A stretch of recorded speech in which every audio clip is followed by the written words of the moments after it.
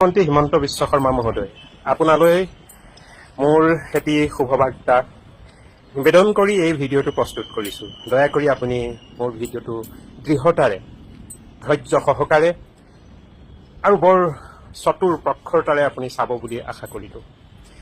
মহাশয়, মই আপোনাৰ এজন শুভচিন্তক। আগতেই কৈছোঁ, বহুবাৰ কৈছোঁ, মই আপোনাক বহুত ঘৃণ কৰিছিলোঁ যেতিয়া আপুনি কংগ্ৰেছত আছিল।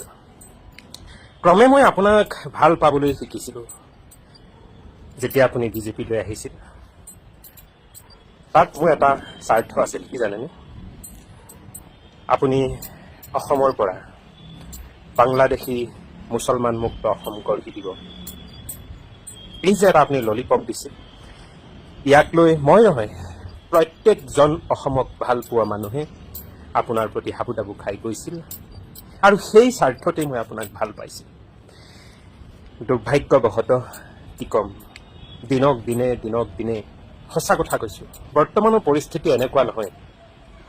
মহাশয়, আপোনাৰ মানে এতিয়া মোবাইলত দুটা বিষয়বস্তু পাওঁ। সেয়া এটা হৈছে হিয়া ভগা কান্দোনেৰে হিয়া উজাৰি মৰম দি কাৰোবাক সোঁৱৰণ কৰিও কাৰোবাৰ জীৱনক যে ঘূৰাই নাপাওঁ, কাৰোবাক যে ধন্যবাদ দি শেষ কৰিব নোৱাৰোঁ, সেই এজন হৈছে জুবিন গাৰ্গ। আৰু দ্বিতীয়জন হৈছে আপুনি অসমৰ মুখ্যমন্ত্ৰী হিমন্ত বিশ্ব শৰ্মা মহোদয়, যাক দেখিলেই মই নিজকে অপবিত্ৰ বুলি ভাবোঁ। মোৰ চকুহালে বেয়া বা হিবিস্তাত চকু পৰাৰ নিচিনা মই ভাবিবলৈ বাধ্য হৈছোঁ।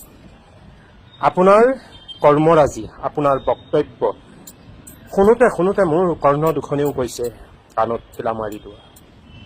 বেয়া নাপাব, উপায় নাই, মাফ কৰি দিব। আপোনাক বহু আস্থা আৰু বিশ্বাসেৰে শ্ৰদ্ধাৰে অসমৰ মুখ্যমন্ত্ৰী পাতিছিলোঁ মহাশয়, কিন্তু আপুনি সঁচা কথা কৈছোঁ, অসমক প্ৰতি পলে পলে কেৱল আপুনি লাঞ্ছনা কৰি আহিছে।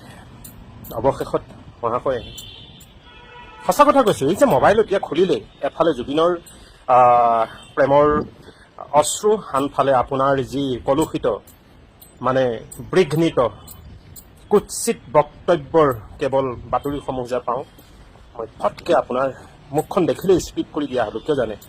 আপোনাৰ বক্তব্যবোৰ শুনিলে মোৰ মন আৰু মগজু বৰ বৰ বৰ বৰ বৰ অতিষ্ঠ হৈ যায় মহাশয়, কিবা প্ৰতিক্ৰিয়া দিবলৈ মন যায়। কিন্তু হয়তো লক্ষ্য কৰিছে, বহুদিন হ'ল মই ফেচবুকৰ পৰা আঁতৰি আছোঁ, কাৰণ নিজৰ মুখখন চোৱা কৰিব বিচৰা নাই। বক্তব্য ক'বলৈ ইচ্ছা কৰা মানে আপোনাৰ বিৰুদ্ধে ক'ব লাগিব, আপোনাৰ বিৰুদ্ধে ক'বলৈ যোৱা মানে আপোনাৰ যিবোৰ বিষাক্ত প্ৰায় বক্তব্য, তাৰ প্ৰত্যুত্তৰ দিবলৈ যাওঁতেতো কমচে কম আমাৰো মুখখনত অকণমান বিষ লাগিব ন। সেয়েহে আঁতৰি আছিলোঁ। কিন্তু মহাশয়, কিছু সঁচা কথা সময় থাকোঁতে কোৱাটো ভাল বুলি ভাবি ভিডিঅ'টো প্ৰস্তুত কৰিছোঁ। বেয়া নাপাব দেই, মই যে আপোনাৰ প্ৰতি এনেধৰণে, আচলতে এইখিনি সঁচা কথা কৈছোঁ, মোৰ মনৰ কথা। আচলতে মই নহয়, অসমৰ অজস্ৰজন জনগণৰ আজি আপোনাৰ গাতে লাগি থকা, যাক আমি 1500 টকীয়া কওঁ, কিংবা আজি 1200 টকীয়া কওঁ, কিংবা অন্ধভক্ত বুলি কওঁ, তেওঁলোকৰ মাজৰেই কিন্তু বহুতে আপোনাক ঘৃণ কৰিব লৈছে। সঁচা কথা। কিন্তু তেওঁলোকে কিয় জানে আপোনাৰ ওচৰত আছে? একমাত্ৰ স্বাৰ্থ তেওঁলোকৰ, এই যে 1200-1500 তেওঁলোকৰ দিন হাজিৰাৰ স্বাৰ্থ। কিন্তু মই জুবিনৰ দৰে নহওঁ, কিন্তু মই জুবিনৰ সেই বাক্যশাৰীকেই কওঁ, মই মুক্ত, মই ধৰ্মকান্ত। য'তেই সঁচা সত্য, তাত মোৰ সঁচা আৰু সত্য। য'ত মিছা, য'ত ভুল, তাত মিছা আৰু ভুল। এয়া মই কওঁ আৰু মই কৈ আহিছোঁ, কৈ যাম, বেয়া নাপাব। মই আপোনাক সঁচাকৈ বহুত ভাল পাওঁ, আজিও ভাল পাওঁ। এই ভাল পোৱাৰ অন্তৰালত মোৰ এটা স্বাৰ্থ আছে, সেইটো কি জানে? মোৰ অসমখনক, অসমৰ প্ৰধানতম সমস্যা, চাওক, এই যে টকা পইচা মূল্য বৃদ্ধি কিবা কিবি এইবিলাক, আপুনি কিমান মাটি সম্পত্তি লৈছে, কোনে গৰু চুৰ কৰিছে, মই এইবিলাকত গুৰুত্ব দিয়া। এইবিলাক লাইট কেছ। বানপানী আমাৰ গগৈ ছাৰে কোৱাৰ নিচিনা আমেৰিকাতো হয়, এইটো হয়, এইটো দেখা যাব পিছত। কিন্তু অসমৰ মুখ্যতম সমস্যা কি জানে? অসমৰ ৰাইজসকলেও আপোনালোকে ক'বচোন, হয়নে নহয়? মোৰ দৃষ্টিত অসমৰ প্ৰধানতম আৰু মুখ্য সমস্যাটোৱেই হৈছে বাংলাদেশী, বিদেশী। এই বাংলাদেশী, বিশেষকৈ বাংলাদেশী মুছলমান মুক্ত আমি অসম বিচাৰিছোঁ। এনে নহয় যে আমি কেৱল মুছলমান মুক্ত বিচাৰিছোঁ, আমি অসমৰ পৰা বিদেশী মুক্ত অসম বিচাৰিছোঁ। আপুনি সেই প্ৰতিশ্ৰুতিত যেন আচলতে ব্যৰ্থ হৈছে বুলি নকওঁ, কিন্তু আচলতে আপুনি দাসত্ব হৈছে। কাৰ জানে? নাগপুৰৰ। আপুনি নাগপুৰৰ গুজৰাটৰ দাসত্বত হৈছে। আৰু আপোনাৰ জীৱনৰ কিছুমান সঁচা মিছা নাজানো, এই বিৰোধী পক্ষসকলে কৈ থাকে আৰু কিবা মানৱেন্দ্ৰ বুলি কোৱা এজনৰো বোলে হত্যাকাণ্ডত আপোনাৰেই নাম। সেইদিনাখন পিউচেহে কৈ থকা শুনিলোঁ, মানে মানুহে তেতিয়া আলোচনা কৰিছে আৰু আপুনিয়ে বোলে মাৰিলে। সঁচা মিছা নাজানো দেই। আৰু এই বহু কিবা কিবি কেলেংকাৰী, এইবিলাক আচলতে ঢাকি ঢুকি থবৰ কাৰণেই আপুনি কংগ্ৰেছ এৰি বিজেপিলৈ আহিলে বোলে। কংগ্ৰেছতো কৈছোৱে, যেতিয়া আপুনি আছিলে মানে আপোনাক ঘৃণ কৰিছিলোঁ, খুব ঘৃণ কৰিছিল। বিজেপিত আহিও আচলতে আপুনি নাই, সলনি নহ'ল। কেৱল কাৰোবাৰ চুত্ৰলিপিত, কাৰোবাৰ দাসত্বত, কাৰোবাৰ চৰণত নিজৰ মূৰটো গুজি দি আপোনাৰ জীৱনটো বচাই ৰাখিবলৈ কাৰণে একমাত্ৰ আপুনি অসমৰ মানুহক ভাণ্ডকতা কৰি আহিছে। প্ৰকৃতাৰ্থত, সঁচা অৰ্থত আপুনি অসমৰ কাৰণে সেৱা কৰিবলৈ আচলতে আপুনি মুখ্যমন্ত্ৰী হোৱা নাই। মই আগতো কৈছোঁ, অসমত মোৰ পচন্দৰ বিৰোধী পক্ষৰ এজনো ব্যক্তি নাই। বৰ্তমানৰ কংগ্ৰেছত যদি চাওঁ, আমাৰ গৌৰৱ গগৈ, তেওঁ দুটা বক্তব্যই বৰ জমনি উঠাইছে। এটা হ'ল কঞ্চনজংঘা, আনটো হ'ল এতিয়া কৈছে ৰৈ ৰৈ বিনালৈ। আচলতে এইটো সাধাৰণ কথা, কাৰণ তেওঁ জীৱনকাল, শৈশৱকাল তেওঁ বিদেশত পাৰ কৰিলে, বোধকৰোঁ আমি সকলোৱে জানো। গতিকে অসমৰ ভাষা, সাহিত্য, সংস্কৃতিৰ লগত তেওঁৰ জ্ঞান অন্য এজন আনপৰ মানুহৰ লগতো যে তেওঁ ফেৰ মাৰিব নোৱাৰে, সেইটো বৰ গতিকে ডাঙৰ কথা নহয়। কিন্তু অকল তেওঁকে জানো ইনচাল্ট কৰি থাকিলে হ'ব? সেই ইনচাল্টৰ ভাগি জানো মহাশয় আপুনিও নহয়, হিমন্ত বিশ্ব শৰ্মা মহোদয়? আপোনাৰ বক্তব্যত প্ৰায়ে শুনো এই যে 65, 66, 62, এয়া জানো অসমীয়া ভাষা হয়? গতিকে সেয়া আপুনি জানো কাৰোবাক আচলতে তোষামোদ কৰিবলৈ তেনেধৰণৰ নকৰে। আৰু আপুনি এনে এজন নিৰ্লাজ, আপুনি ক'ত আৰু অসমক ৰক্ষা কৰিব? ভাষা আন্দোলনৰ কথা আপোনাক মই শিকোৱাৰ প্ৰয়োজন নাই, আপুনি বোলে আলফাটো আছিলে। আপুনি সদনৰ মজিয়াত আপুনি বঙালী মানুহৰ সন্মুখত গৈ বঙালীত ভাষণ দিয়ে এজন অসমৰ মুখ্যমন্ত্ৰী হয়। আৰু আমি অসমীয়াই আশা কৰিব পাৰোঁ নেকি আপোনাৰ পৰা যে আপুনি অসমত অসমীয়া ভাষাটোক নিশ্চয়তা দি ৰাখিব, জিলিকাই ৰাখিব? আশা কৰিব পাৰোঁ নেকি? এতিয়া কথা হ'ল, গৌৰৱ গগৈক আমি 2-4 শব্দ অস্পষ্টতাক লৈ সমালোচনা কৰাৰ মোৰ বোধেৰ প্ৰয়োজন নাই, কাৰণ তেওঁ বিদেশতে লালিত পালিত হৈ অহা মানুহ। আপুনি আমাৰ গাঁৱতে থাকিও আপোনাৰ মুখত যে অস্পষ্ট অসমীয়া ভাষা হয়, সেইটো কিন্তু বৰ লজ্জিত, লাজ লগা কথা। আনফালে এটা কিন্তু অপ্ৰিয় সত্য কথা ক'ব লাগিব, এই যে ৰাজনীতিৰ নামত আপোনালোকে যি বোকা ছটিওৱা ছটি কৰি থাকে, প্ৰত্যেকটো দলকেই দেখিছোঁ, দলপতিকেই দেখিছোঁ, তাৰ তুলনাত কিন্তু গৌৰৱ গগৈ তেনে চৰিত্ৰ নাই। বোধ কৰোঁ তেওঁ অসম ভূমিত লালিত পালিত সৌভাগ্যবশতঃ নহ'ল, গতিকে তেওঁৰ নামত হয়তো এই কলংকটো নাই। এই যে বোকা ছটিওৱা ছটি, কামোৰা কামুৰি যে, লাট মাৰা মাৰি যিটো বক্তব্যত যে ব্যৱহাৰ, তেওঁ নাই, কাৰণ তেওঁ অসমত নাথাকিছে। বিপৰীতে মহাশয় আপুনি চাওকচোন, আপোনাৰ প্ৰতিটো বক্তব্যই বিষাক্ত প্ৰায়, কেৱল ঠেলা ঠেলি। যেতিয়া সিদিনা মানুহে কৈছিল নেপালৰ দৰে হ'ব, আজি নেপালৰ দৰে হ'ব বুলি কোনোবাই শংকিত হৈ কিবা এষাৰ বক্তব্য কোৱা লোকসকলকো আপুনি আইনৰ আওতালৈ আনিম বুলি কয়। কিন্তু আপোনাৰ চাগে মনত আছে, আপুনি সেই বক্তব্যষাৰ উত্তৰত আপুনি কি কৈছিল জানেনে? প্ৰথম হেনো বোলে অখিল গগৈ ঘৰলৈ যাব মানুহে, ঘৰ ভাগি দিবগৈ। ভয় লাগিছে নহয়নে? চাওক, মই বিৰোধী পক্ষত আপোনাৰ ব্যতিৰেকে অসমৰ মুখ্যমন্ত্ৰী পদত অধিষ্ঠিত কৰিবলৈ মোৰ পচন্দৰ ব্যক্তি কোনো নাই। মই ভাবোঁ অসমৰ মুখ্যমন্ত্ৰী আপুনি হৈ থাকক। কিন্তু মহাশয়, তাৰ কাৰণে আপুনি নিজক সলনি কৰিব লাগিব।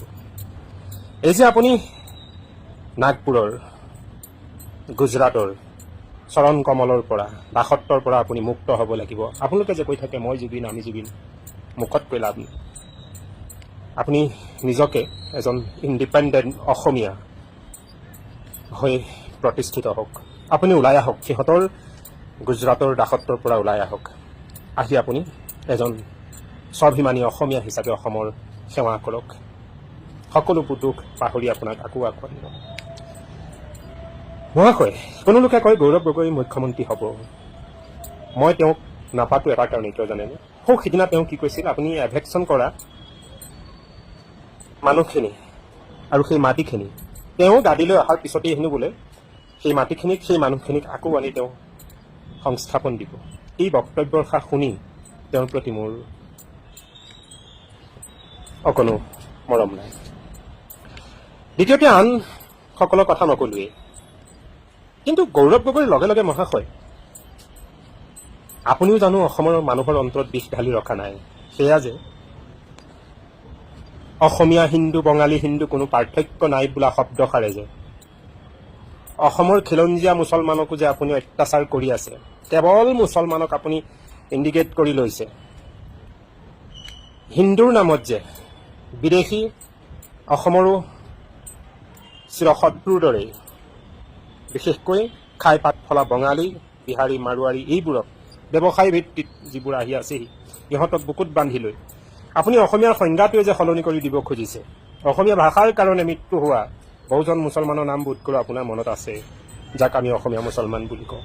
সৌ সিদিনা যে কা আন্দোলনত 5জন শ্বহীদ হৈছিল, তাতো কিন্তু খ্ৰীষ্টিয়ানো আছিল মুছলমানো আছিল, হয়তো কোনো বিহাৰী বঙালী মাৰোৱাৰী নাছিল।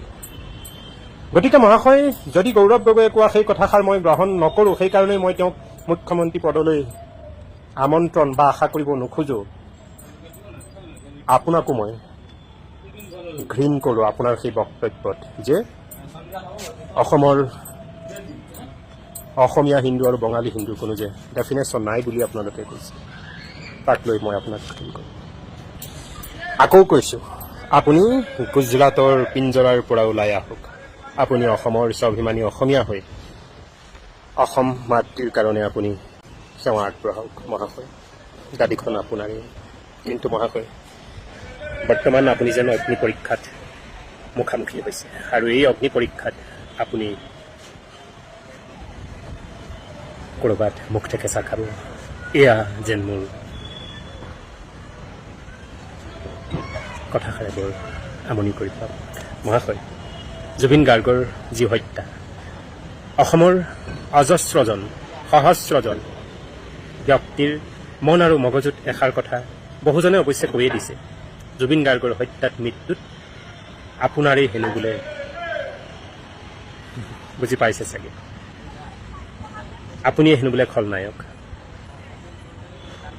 মহাশয় এই কথাষাৰ আপুনি কেনেভাৱে লৈছে সেয়া বুজি পাইছোঁ আমি। সেয়েহে বহুলোকে সৎসাহসেৰে ক'বলৈ ভয় কৰিছে, বহুজনে কৈ দিছে, আৰু সেই কৈ দিয়াসকলক আপুনি জেললৈ পঠিয়াইছে। এয়া কিন্তু প্ৰকৃত এজন মন্ত্ৰীৰ পুৰুষত্বৰ লক্ষণ নহয়। চাওক, মই আপোনাক এটা উদাহৰণ সহকাৰে কথাষাৰ বুজাই দিওঁ। ভগৱান শ্ৰীকৃষ্ণ, তেওঁৰ ওপৰত এটা বাদ আহিছিল, এই যে শ্যামন্তক মুনি চুৰ কৰা বুলি। আৰু কৃষ্ণই কি কৰিছিল জানেনে? শ্যামন্তক মণিটো তেওঁ যে চুৰ কৰা নাই, প্ৰকৃততে কি হৈছিল, শ্যামন্তক মণিটো তেওঁ গৈ অনুসন্ধান কৰি জাম্বন্তৰ লগত যুদ্ধ কৰি উদ্ধাৰ কৰি আনি দিলে, আৰু তেওঁ আপোনা আপুনি দুখমুক্ত হৈ গ'ল। কিন্তু আপুনি হিমন্ত বিশ্ব শৰ্মাই কি কৰে জানেনে? আপুনি প্ৰশ্ন কৰে কি প্ৰমাণ আছে, পুলিচ দি ধৰাই নিব আৰু ক'ব প্ৰমাণ নাই, মানহানি কেছ দিব না।